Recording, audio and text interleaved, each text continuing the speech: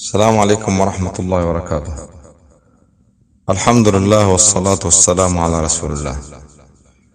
كنت قد أجبت هذا الأخ إجابة سريعة عن است، ونظرا إلى حديث النبي صلى الله عليه وسلم: لكل غادر لواء وغدرته عند استه.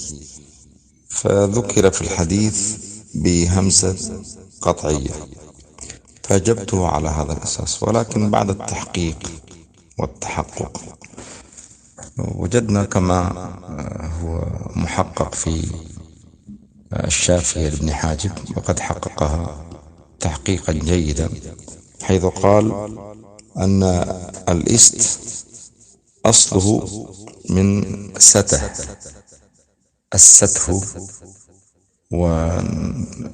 واستثقلوا الهاء لسكون التاء فأسقطوها، وسكنت السين، ثم جيء بهمزة الوصل فصار است.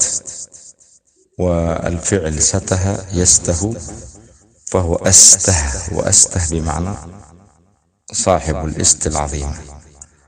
فهذا هو التحقيق الفيصل، والله أعلم. تحقيق ابن حاجب، وتحقيقه أيضا كامل ومنضبط، وإليه يرجع، والله أعلم. والسلام عليكم ورحمة الله وبركاته.